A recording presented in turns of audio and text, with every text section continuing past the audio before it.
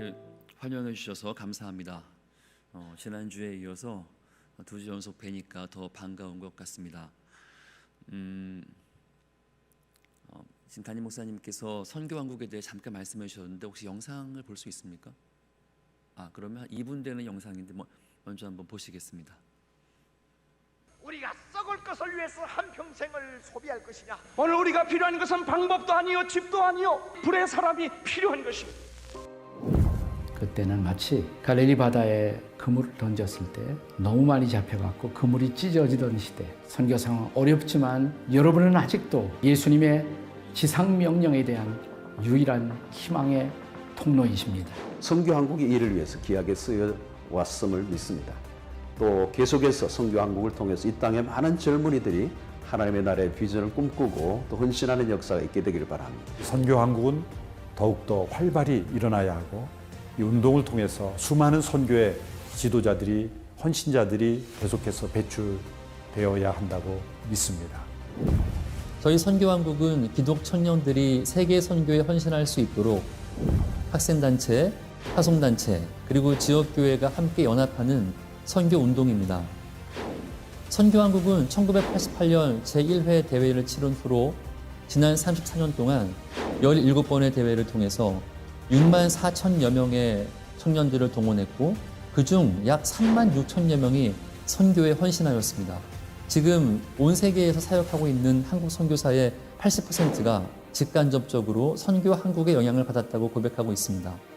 저희 선교왕국은 기독 청년들이 살아계신 하나님의 임재와 영광을 경험하고 영적 각성을 통하여 자신들의 삶에 주신 선교적 의미를 발견할 수 있도록 46개 회원 단체와 함께 최선을 다하여 사역하도록 하겠습니다.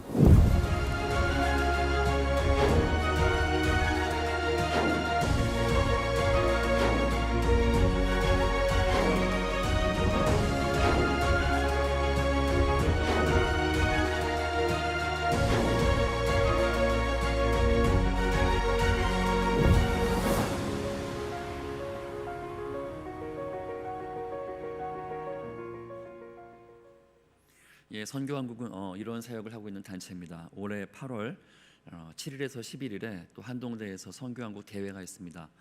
여러 성도님들의 기도를 부탁을 드립니다.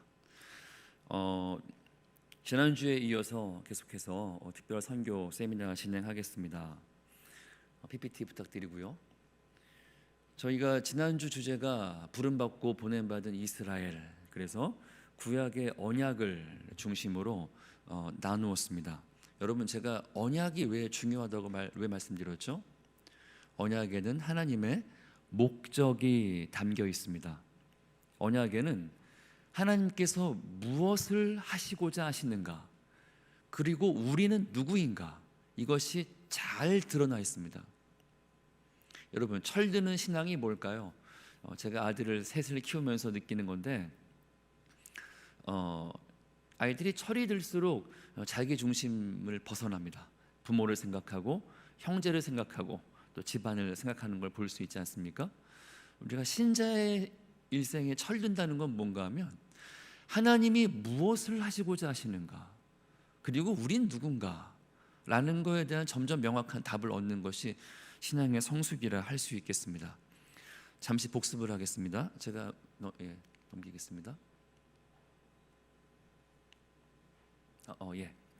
우리가 지난주에 아브라함 언약과 모세 언약 두 가지를 다뤘는데요. 아브라함 언약의 핵심이죠. 너는 너의 본토 친척 아비집을 떠나 내가 너에게 보여줄 땅으로 가라. 떠나라는 겁니다. 내가 너로 큰 민족을 이루고 내 이름을 창대케 하리니 너는 복의 근원이 될지라. 너를 축복하는 자를 내가 축복하고 저주하는 자를 저주하리니 너를 통해서 땅의 모든 민족이 복을 받을 것이다. 이것이 아브라함 언약의 내용이었어요. 그래서 아브라함은 우르에 있던 아브라함이 부름받고 하란에서 보냄받습니다. 아브라함은 우리의 믿음의 조상이에요. 제가 이것을 샘플이라고 말씀드렸어요. 하나님께서 어떤 목적으로 아브라함을 부르셨는지를 보면은 하나님께서 우리 개개인을 어떤 목적으로 불렀는지 알 수 있다고 그랬습니다. 이 개인의 이야기가 구약에서 창세기 때 나오고 이것이 출애굽기로 가면은 하나님 언약을 따라 내가 너로 큰 민족을 이루겠다. 여러분, 신앙은 결코 개인 단계에 머무르지 않습니다. 신앙은 반드시 공동체를 형성하게 되어 있습니다. 믿으십니까? 예. 그래서 우리는 아브라함의 언약을 통해 보는 것은 우리 개개인의 부르심을 보는 거고, 이 모세 언약 혹은 신의 산 언약이라고 부르는 이 민족 공동체를 부르는 이 언약을 통해서는 우리 공동체를 향한 하나님의 목적과 내가 누구인지, 우리가 누구인지를 알 수 있는 겁니다. 한번 읽어볼까요? 시작. 내가 애굽 사람에게 어떻게 행하였음과 내가 어떻게 독수리 날개를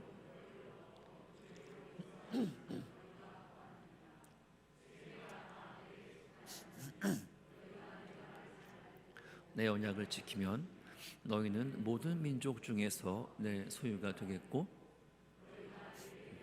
제사장 나라가 되며 거룩한 백성이 되리라. 너는 이 말을 이스라엘 자손에게 전할지니라. 아멘. 아브라함 언약이나 모세 언약이나 반복되는 전제가 뭐라 그랬죠? 모든 민족, 온 세계예요.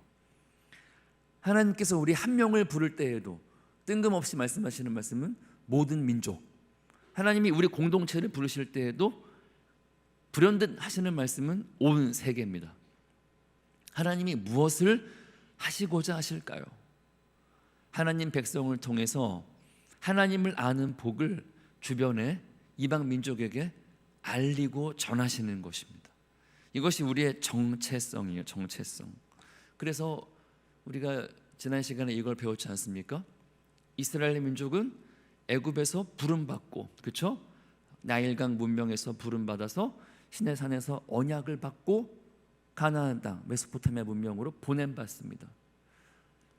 그들은 어디 숨겨져 있는 하나님의 무릉도원에서 그동안 430년간 노예살이 아니라 수고했다. 아무도 모르는 파라다이스를 준비했으니 여기서 잘 살다가 천국에서 만나자 하지 않으셨어요. 당시 인구 밀도가 제일 높았던, 당시 무주공산이 많았지만 굳이 일부러 의도적으로 유럽과 아시아와 아프리카가 만나는 3개 대륙, 가장 정세적으로 시끄러운 그 땅으로 이스라엘 민족을, 거기를 약속의 땅으로 명명하시고 그리로 보내시는 겁니다. 그래서 이따 나오겠지만 저 위치가 기가 막힙니다.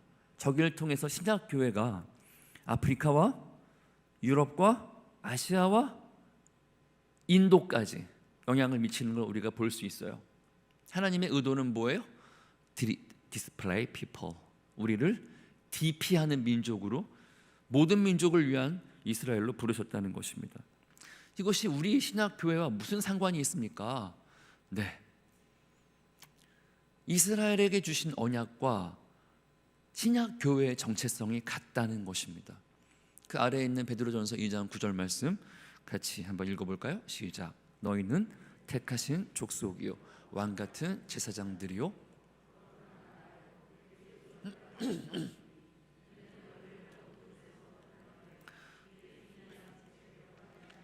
아름다운 덕을 선포하게 하려 하심이라. 여러분, 우리가 누구인가? 제사장 나라, 거룩한 백성, 이것은 우리의 정체성이에요. 여러분, 정체성이 왜 중요한지 압니까? 우리가 이렇게 말할 수 있어요. 우리 애는 아직 어려서 손가락이 3개밖에 없어요. 말이 될까요? 우리 애는 아직 중학생이라서 눈이 하나예요. 이게 말이 됩니까? 인간이 누구인가는, 그의 정체성은 우리 교회는 너무 작아서 선교 못합니다. 이거는 맞지가 않는 말입니다. 정체성이라는 말은 뭔가 하면 내가 누구인지를 드러내는 것이고, 하나님 백성의 내가 누구인지는 하나님의 목적에 우리가 부합하는 존재라는 것을 우리가 고백하는 거예요. 이 고백이 예배입니다, 여러분. 예배는 뭘까요? 복 달라고 하는 것은 그거는 샤머니즘도 그렇게 합니다. 절에 가보세요. 그러면 칠성각에 가시면 그렇게 기도하는 분 많이 계십니다. 기독교는 그런 게 아니에요. 하나님께서 어떤 분이시며 그분이 이걸 하고자 하시는군요. 우리가 그걸 위해서 영광스럽게 초청받았군요. 라는 것을 고백하고 인정하고 경배하는 것. 그것이 예배이고, 그러므로 예배가 선교의 에너지가 되는 것입니다. 하나님의 영광을 경험하는 예배는 하나님의 목적에 동참하는 성도의 고백이 되는 것이죠. 여기에는 이것도 포함됩니다. 그 선교는 전문가가 하는 거 아닙니까? 그런 말이 있잖아요. 약은 약사에게, 병은 의사에게, 선교는 선교사에게. 전혀 맞지 않는 말입니다, 여러분. 약은 약사를 찾아가십시오. 병은 의사를 찾아가십시오. 선교는 아브라함 언약, 모세 언약, 교회의 정체성에 나왔듯이 우리 모두의 이야기예요. 사랑하는 권사님들, 여러분 며느리를 보셨는데 며느리가 어머니 저는 아직 밥짓기 2급 자격증을 따지 못해서 밥을 못해요. 걱정 마세요. 대기업 햇반을 먹이고 있어요. 이러면 기뻐하시겠습니까? 애미야 왜 이렇게 설거지거리가 많은데 손을 안 대니? 팔이 날린다. 어머니 제가 아직 설거지 3급 자격증을 필기 시험 중이라 설거지를 못해요. 이게 말이 될까요? 똑같은 거예요. 우리가 선교적인 존재가 된다는 것은 저는 안수도 안 받았고요, 선교사도 아니고요, 모두 아니고요. No! 이건 우리의 정체성에 대한 거예요. 오늘 다룰 이야기가 바로 그것입니다. 하나님께서는 이 교회의 DNA, 아브라함과 이스라엘의 부르심이 바로 신약 교회의 부르심이고, 저 정체성 아브라함의 DNA를 그대로 이어받은, 그래서 이스라엘, 영적 이스라엘 된 우리가 어떻게 선교적인 존재로 부름받는가에 대한 이야기를 더 이어가도록 하겠습니다. 재미있을 겁니다, 여러분. 자, 좀 더 이야기를 이어서 이 구약 역사의 포로기가 이어집니다. 우리가 지난주에 봤던 부름받고 보냄받은 것에서 하나님께서 만족 못하시고 이제는 그들을 흩으시고 섞어버리십니다. 이 역사 아시죠? 북이스라엘은 예수님 태어나시기 700여 년에 아수르 지역으로 흩어집니다. 오늘날에 그러니까 이란 페르시아 쪽으로 흩어버리셨고, 또 남유다는 예수님 오시기 한 580년 전에 바벨론, 그러니까 오늘날의 이라크 같은 지역으로 하나님께서 흩어버리셨어요. 그리고 이방인들, 아수르가 뭐랍니까? 이방인들을 이스라엘로 편입시켜요. 그래서 이스라엘 땅에는 이방인들이 살게 되고 이스라엘은 온 땅으로 흩어지는 것, 이것이 포로기 이야기인데, 이것이 포로기 후가 되면 어떻게 됩니까? 엄청난 일이 생겨요. 오늘의 주제 핵심 단어인데 한번 따라할까요? 이주민. 따라합시다. 좀 더 유식한 말로 디아스포라. 야, 여러분 수준 있으십니다. 디아스포라 시대가 열려요. 그럼 뭔가 하면은 하나님께서는 하나님의 목적을 위해서 하나님의 백성을 부르셨잖아요. 그 목적이 뭐였습니까? 모든 민족을 축복하는 거예요. 모든 민족에게 하나님을 아는 복을 전하는 겁니다. 그래서 이스라엘의 모든 역사의 배후에는 하나님의 이 목적이 숨어 있었고, 그래서 포로기 후가 되면은 유대인이 어디 있어요? 제가 시간 있으면 저 모든 지도를 설명하면 좋을 텐데, 크게 지도만 큰 덩어리를 묶자면은 유럽, 아프리카, 이집트, 아시아, 그리고 인도까지 흩어져요. 우리가 성경, 구약 성경 에스더를 보시면, 에스더서 8장 9절을 보시면은 모르드게가 조서를 씁니다.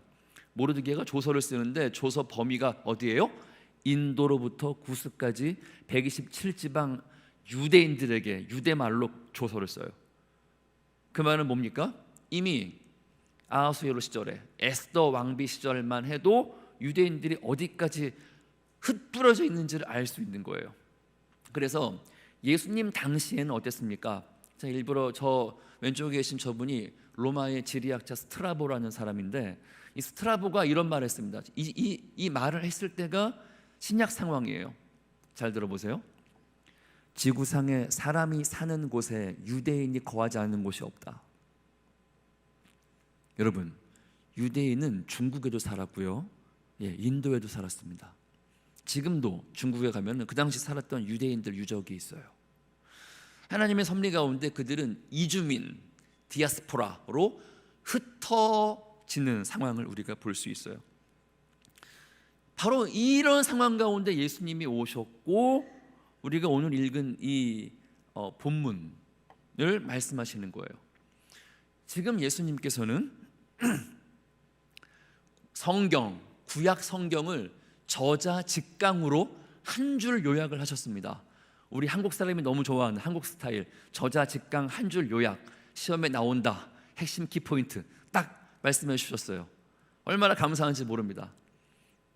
누가복음 24장 44절 48절에 주님께서 친히 승천 직전에 내가 3년 동안 뭘 가르쳤는 줄 아니? 바로 이거야. 노란 색깔을 보세요. 내가 너희와 함께 있을 때 너희에게 말한 것이 뭔가 하면 모세율법, 선지서, 시편. 뭡니까? 성경이에요. 성경. 구약 전체입니다. 이 모든 것이 이루어져야 하리라 하나님의 목적이 담겨져 있는 구약, 그 약속이 바로 이것이야. 그리고 45절에 그들의 마음을 열어서 성경을 깨닫게 하셨어요. 성경 전체가 하나님의 약속이고 그 목적이 뭔가 하면은 바로 이거야. 복음과 선교야 라고 말씀하셨어요. 46절을 보세요. 성령 전체의 기록이 뭔가 하면은 그리스도가 고난을 받고 제3일에 죽은 자가 살아나실 것과 예수의 죽음과 부활, 그 복음, 그리고 그의 이름으로 죄사함을 받게 하는 회개가 예루살렘에서 시작하여 모든 족속에게 또 나왔습니다. 모든 족속. 전파될 것이 기록되었다. 너희는 이 모든 일의 증인이다. 여러분, 선교는 복음의 응용이 아니에요. 선교는 복음 그 자체입니다. 예수님 친히 말씀하셨어요.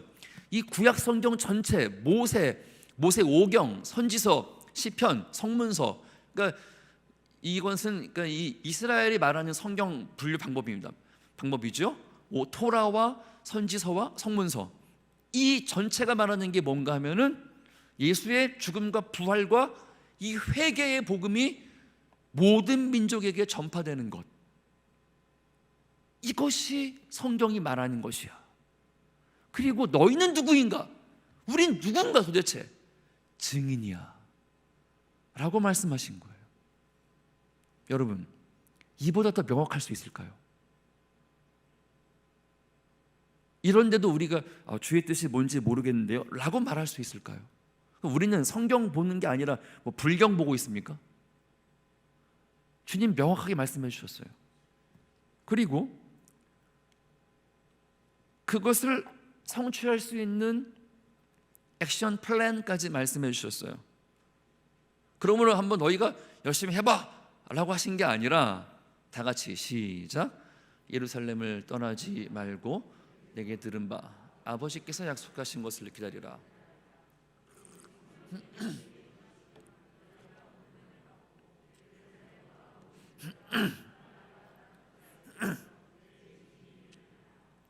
여러분 잘 보세요.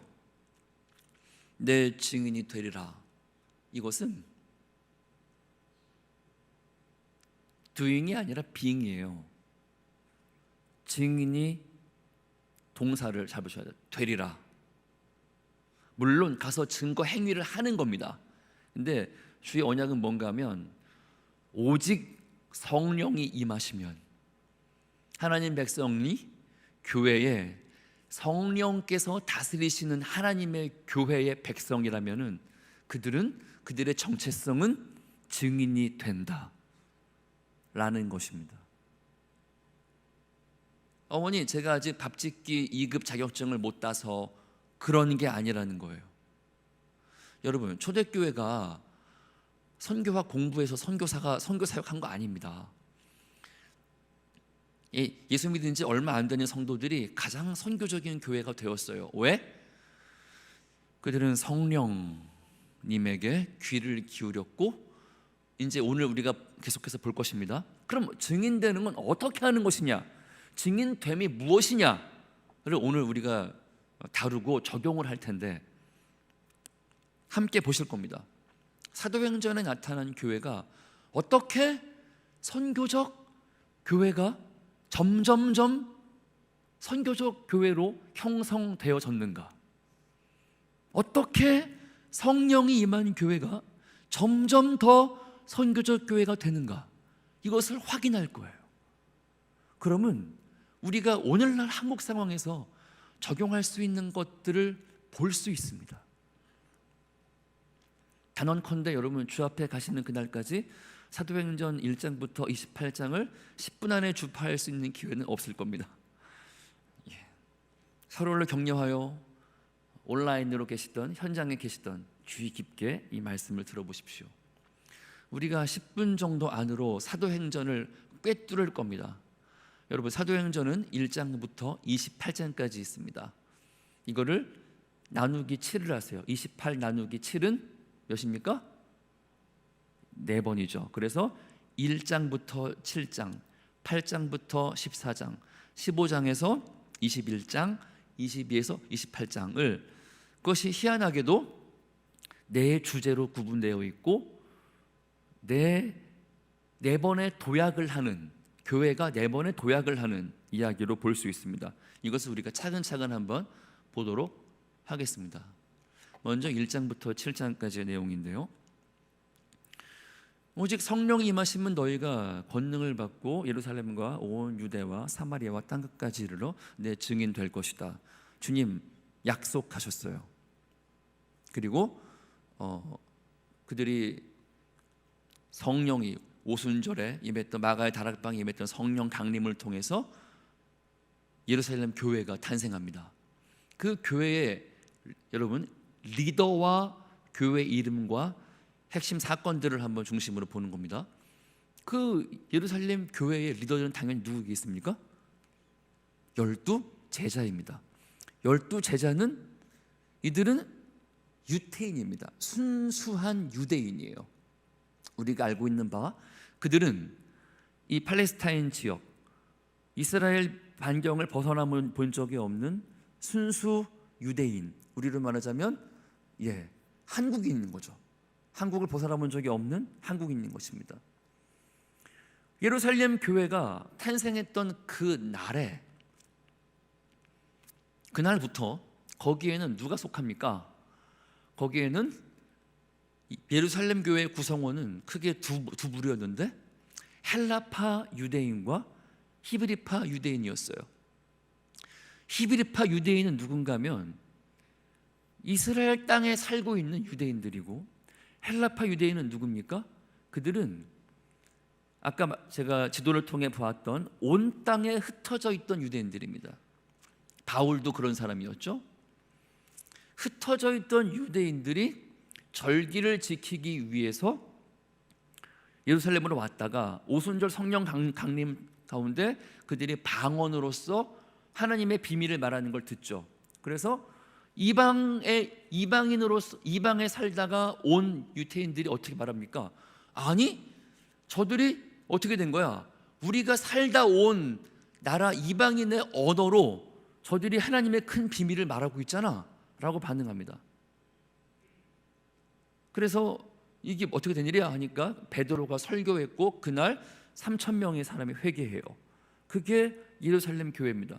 그러므로 예루살렘 교회 안에는 누가 살았어요? 쉽게 말하자면 토종 한국인과 교포들이 함께 있는 겁니다. 교포들 아시죠, 여러분? 교포들 여러분 익숙한 재미 교포 생각해 보세요. 생긴 건 한국 사람들인데 한국말 잘 못해요, 그렇죠?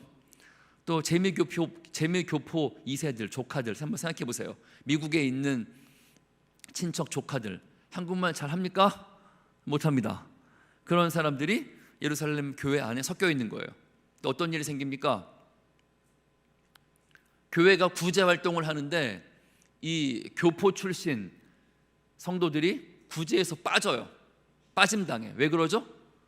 광고를 못 듣는 거예요. 광고 있습니다. 주일 예배 후에 2층에서 카페에서 구제 활동이 있으니까 점심이 제공되니까 꼭 드시고 가세요. 그랬는데 그 말을 어떤 말로 합니까? 예루살렘에 살고 있던 사람들의 말 아람어로 하는 거예요. 그 언어는 이방에서 온 유태인들이 잘 못 알아들었어요. 반 듣고 반 못 알아듣고 아리까리 하는 겁니다. 실제로 그래요, 여러분. 교포들 교회를 가보세요. 한국말로 설교하면은 알아듣는 사람, 젊은 사람들은 잘 못 알아듣고 나이 드신 분들만 알아들으시는데, 그와 같은 일이 한 교회 안에서 생기는 거예요. 그래서 항상 가장 서운한 건 뭐예요? 나 빼고 모두가 맛있는 거 먹었을 때 얼마나 서운합니까? 그래서 이 헬라파 유대인들이 모여서 항의하죠. 우리를 존중해라. 그러니까 히브리파 유대인들, 즉 교회의 리더 12사도가 어떻게 합니까? 사도인 우리들은 기도와 말씀 전하는 일에 전무하겠다. 그러므로 이 일들, 교회의 사무는 집사를 뽑겠다. 그런데 그 집사 이름이 중요합니다. 여러분, 성령이 임하신 교회는 모든 위기의 순간과 의사결정 순간을 선교적으로 결정합니다. 예루살렘 교회가 뽑은 집사들의 이름이 뭐예요? 이런 이름들입니다. 제인, 피터, 스미스, 데이비드, 이런 거예요. 여러분 한번 생각해 보세요. 하늘빛 광성교회 집사 명단을 부르는데 제인, 스미스, 피터, 존, 이상하지 않아요? 사도행전에 나오는 7 집사 이름이 다 그런 거예요. 헬라파 이름이, 헬라인들의 이름인 거예요. 예루살렘 교회가 어떤 결정을 했습니까? 이주민들이 우리 교회 안에 많이 있으니 우리 교회의 중간 리더십, 이 집행하고 움직이는 이 액팅 디렉터들은 다 저들을 세우겠다라는 놀라운 결정을 한 거예요. 그 다음 단계로 볼까요? 8장 가시면은 우리가 알고 있는 바 흩어지는 유대인들이 나옵니다. 이때의 리더는 더 이상 12사도가 아닙니다. 이때의 리더들은요, 이주민 출신 유대인들이에요. 바울, 바나바, 브리스길라 이런 사람들입니다. 아굴라 이런 사람들이에요. 그들은 누굽니까? 바울은 길리기아 다소에서 태어난 사람이에요. 날 때부터 로마인이었죠. 저들은 누군가 하면은 12사도들은 다 토종 이스라엘, 팔레스타인 지방 사람들이었어. 토종 한국인들이었어. 그러나 예루살렘 교회는 이방 출신의 유대인들을 품었고, 이방 출신의 유대인들은 안디옥 교회를 만들어내요. 안디옥 교회의 특징이 무엇입니까? 안디옥 교회는 주류가 이방인에서, 이방 땅에서 태어난 이주민, 디아스포라 유대인들이었고, 거기엔 또 누가 있어요? 이방인들이 섞여 있는 거예요. 최초로 등장한 이방인들이 섞여 있는 교회가 되는 겁니다. 이 일이 등장한 계기가 저 4번인데 스테반의 순교였죠. 여러분, 오직 성령이 너에게 임하시면 내가 권능받고 예루살렘과 온 유대와 사마리아와 땅끝까지 가서 내 증인 될 것이다. 성령이 임했을 때 예루살렘 교회가 땅끝까지는 가지 않았습니다. 그때 하나님께서 8장 1절을 통해서 1장 8절을 성취하세요. 제가 사도행전 1장 8절 암송하는 사람은 많이 봤습니다. 오직 성령이 너에게 마시면 많이 암송하는데 8장 1절 암송하는 분은 한 번도 못 봤습니다. 8장 1절 내용을 읽어드릴게요. 잘 들어보세요. 그날에 예루살렘에 있는 교회에 큰 박해가 있어 사도 외에는 다 유다와 사마리아와 모든 땅으로 흩어지니라. 기가 막히잖아요. 1장 8절에 뭐예요? 성령이 임하시면 예루살렘과 온 유대와 사마리아와 땅끝까지 가리라. 가기 싫으니 그때 핍박이 있어, 예루살렘에 핍박이 있어 유대와 사마리아와 모든 땅으로 흩어지니라. 제가 아까 말씀드렸어요. 하나님께서 하나님 백성을 부르시고 보내세요. 신약에 와서는 흩으시고 섞으세요. 왜? 그게 하나님의 목적이에요. 변하지 않는 하나님의 목적이에요. 당하는 우리는 괴로울 수 있어요. 그러나 하나님의 교회는 그때마다 그 언약을 붙들고 선교적인 선택을 해왔어요. 흩어진 유대인들은 가는 곳마다 복음을 전했고 가는 곳마다 교회가 섰는데, 특히 안디옥 교회는 바로 스데반을 박해한 사람이 누굽니까? 사울이잖아, 사울. 그 사울을 교회 리더로 세웠어요. 여러분 생각해 보세요. 여러분 교회를 일산의 이 고양시에 잘 살고 계시는데 여러분 교회를 박해해서 흩어버린 그 장본인을 데려다가 그 교회 다음 리더로 세운 거예요. 이것이 얼마나 위대한 결정입니까, 여러분? 이걸 상상해 보세요, 여러분. 교회가 이런 결정하기가 쉽습니까? 용기 있는 결정을 하는 거예요. 우리를 박해했던 저 사울이 바울 되었단다. 그런데 지금 우리 이 교회에는 우리 유태인 반, 이방인들이 반이 와 있어. 이방인들을 목양할 수 있는 사람이 누구냐? 이방인 땅에서 나고 자란 바울이지 않냐? 그래서 그를 불러온 거예요. 여러분, 이게 쉽습니까? 이런 결정이? 그리고 어떤 사건이 생겨요?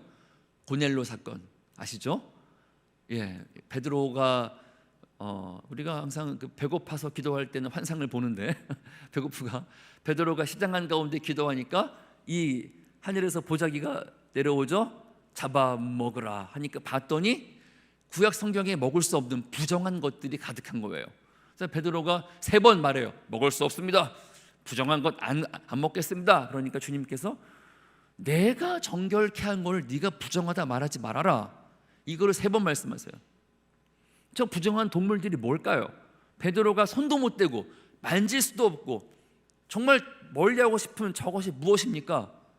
고넬료예요. 고넬료. 이방인들이에요. 여러분 한번 상상해 보세요. 여러분이 기도하는데 하늘에서 내 보자기에 뭐가 내려와. 봤더니 술과 담배와 마약과 뭐 이런 것들이 가득합니다. 음성이 들려. 마시고 피워라. 여러분 마시고 피우시겠어요? 아니 한번 여러분 우리 그 목사님들 노회 총회에서 기도하는데 합심 기도하는데 보자기가 내려와서 봤더니 뭐 온갖 술 종류와 담배와 마약이 있으면 주께서 피워라 마셔라. 그럼 목사님들이 아멘하고 하겠습니까? 부정한 거 못합니다. 음성이 들리는 거예요.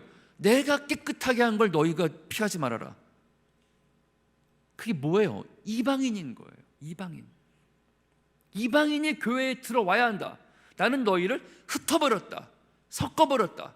이방인들이 교회에 들어와야 한다는 겁니다. 그래서 어떤 일이 생겨요?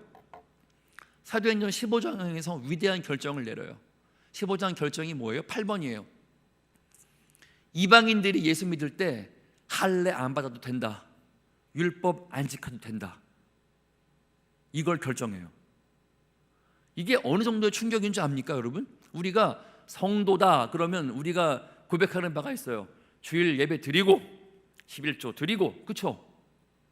이를테면 이거를 깬 겁니다. 이 금과 옥조를 이 12사도들이 예루살렘 교회 전통만 생각해도 아니 하나님을 믿으면 할례 받아야지, 율법 지켜야지 그랬었는데 고넬료 사건과 안디옥 교회가 파송한 이 바울과 바나바에 의해서 이방인들이 교회에 막 들어오니까 그걸 주장할 수 없게 된 거예요. 이방인들이 다 할례 받아, 율법 다 지켜 라고 하기에는 이방인들이 그 문화를 못 넘어가요.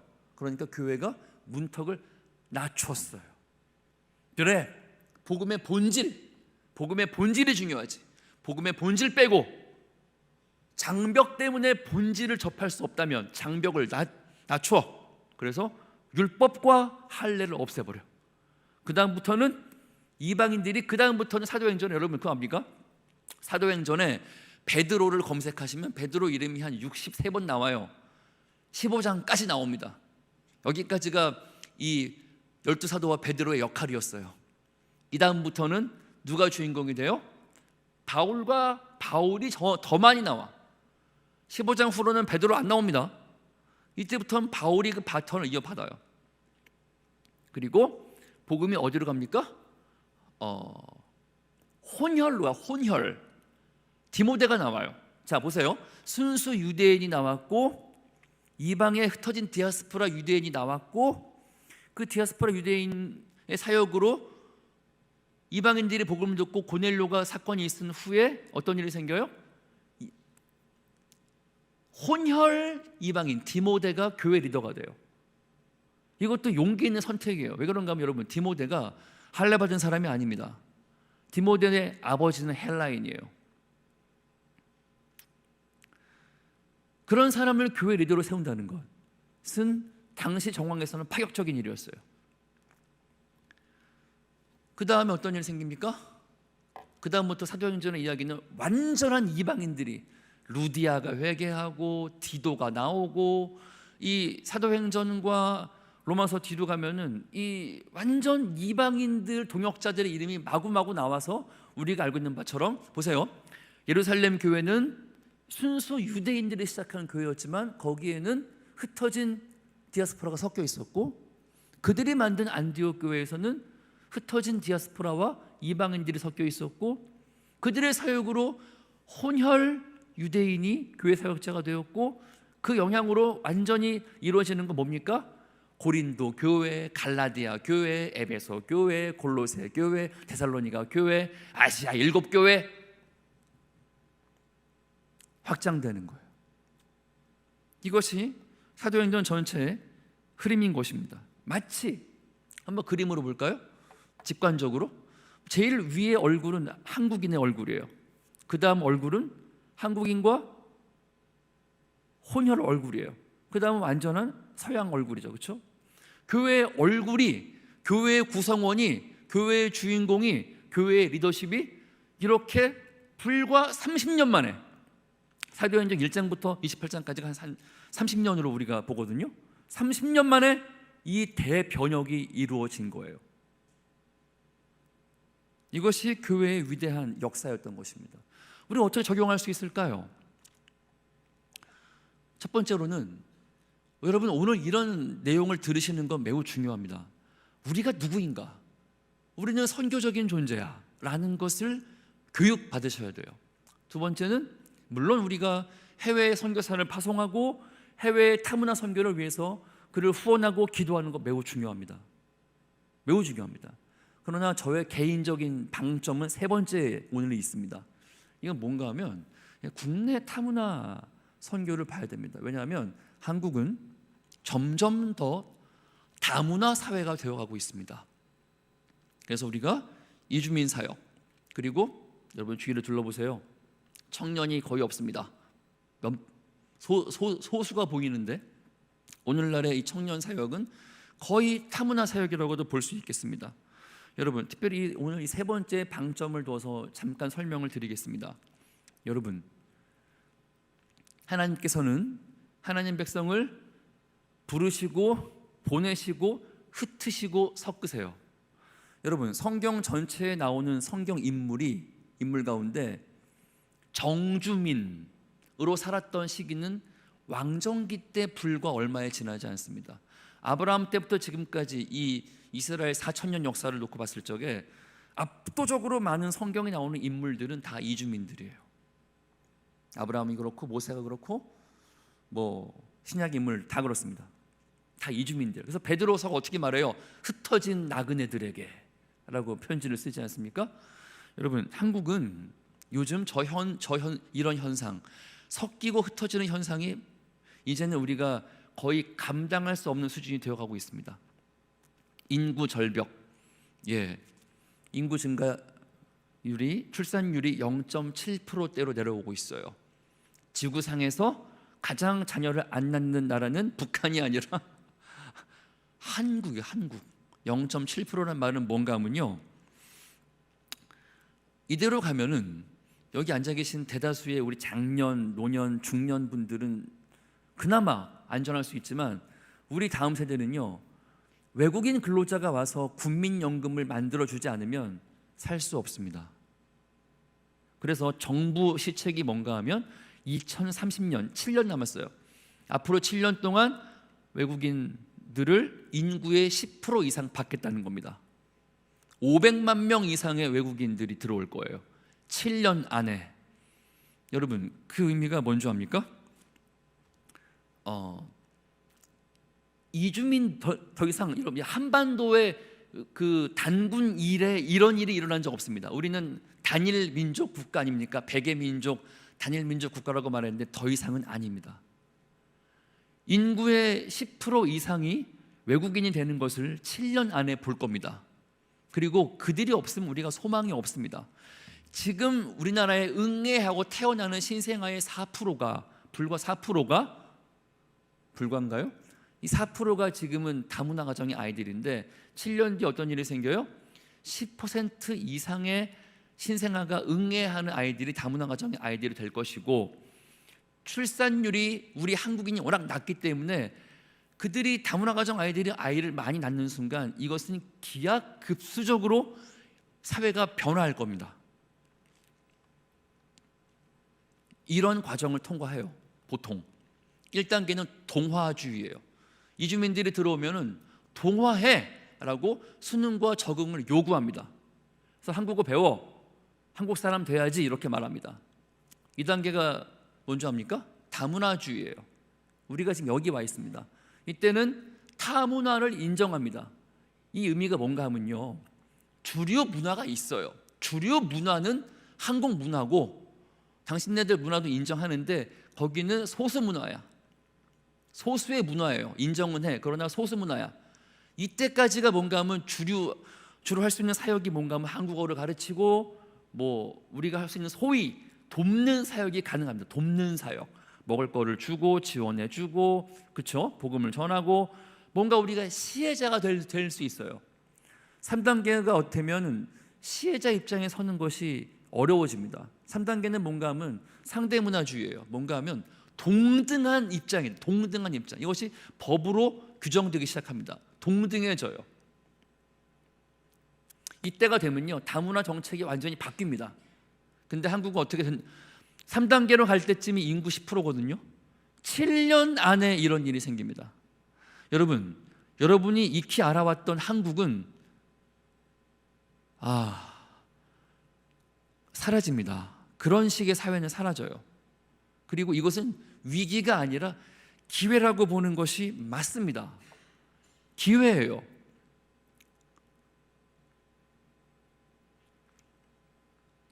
저 초등학교가, 여러분, 제가 졸업한 초등학교가 있거든요. 제가 졸업한 초등학교에 한 반에 한국 가정이 한 가정이에요. 나머지는 다 다문화 가정이에요. 농촌이냐고요? 서울이에요.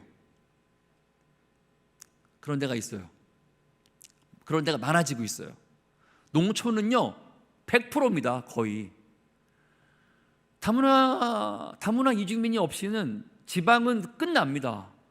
한국의 3D 업종 끝납니다. 생산직 못합니다. 이것을 우리가 어떻게 선교적으로 해석하고 적용할 수 있을까요? 하나님은 자신의 백성을 흩으시고 섞으심을 통해 언약을 성취하세요. 한국은 7년 안에 인구 10% 이상이 외국인이 될 겁니다. 그들은 주로 어디서 옵니까? 중국, 베트남, 태국, 필리핀, 일본, 우즈벡, 네팔 등에서 와요. 다 선교지예요. 이것은 우리의 미래이고, 이런 상황에서 예루살렘과 안디옥 교회가 어떤 선택을 했는지를 잘 봐야 하는 겁니다.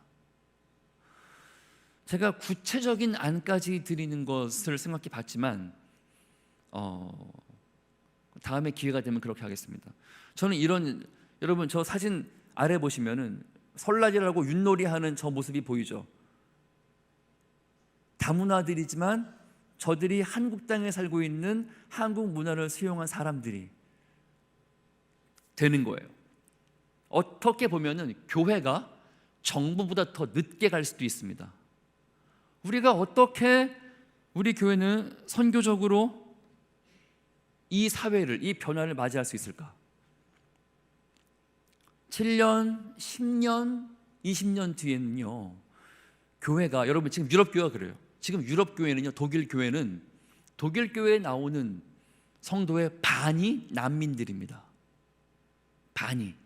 그래서 어떤 일이 생기냐면 독일 교회의 리더들이 마치 예루살렘 교회가 7 집사를 제인, 피터, 스미스, 존 이런 사람을 세웠던 것처럼 그런 사람들이 교회 일꾼들이 되고 있고 그런 교회만 살아남아요. 그리고 그런 사람들로 인해서 교회가 선교적으로 활력을 얻었어요. 왜? 유럽 교회가 1000년 동안 이방인들이 들어온 적이 없거든요. 처음 보는 거예요. 세상에. 난민들로 인해서 유럽 교회가 다시 한번 살아나고 있어요.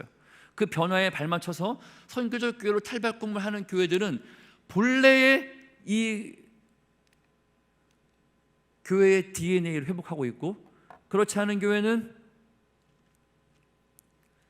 예루살렘 사도행전 15장을 못 넘기고 할례 받아, 율법 지켜, 한국 교회였으면 한국처럼 해 라는 식으로 되어가고 있는 교회들은 쇠퇴되고 본질을 잃고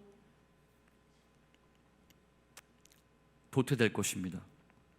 저는 기대합니다. 우리 하늘빛 광성교회 여러분이, 우리가 지난주 이번 주에 이어서 구약과 신약을 통해서 상당히 빠른 속도로 봤습니다. 여러분 축하드립니다. 이 짧은 시간 안에 신구약을 관통함을 통해서 우리가 누구이고 하나님께서 뭘 하시고자 하시며 역사 가운데 교회가 어떤 스탠스에 서 있었는지를 보셨어요. 근데 우리가 이 과제를, 이 공을 아는 겁니다. 하나님은 무엇을 하시고자 하시고 우리는 누구이며 한국 사회는 어떤 변화 가운데 있고 우리 교회는 어떻게 이걸 적용할 것인가. 우리는 선교적 존재로서 타문화 선교에 힘쓰고 선교사를 돕고 파송하고 후원하며 기도하고, 또한 이 한국 사회 가운데 어떠한 선교적 존재로 서서 이주민들을 맞이하고 젊은 세대를 놓치지 않을 것인가. 이 숙제를 가지고 있는 것이죠. 오직 성령이 너희에게 임하시면 우리가 이 DNA 붙들고 할 수 있으리라 믿습니다. 그 은혜를 구하면 우리 모두가 되기를 주의 이름으로 축원합니다.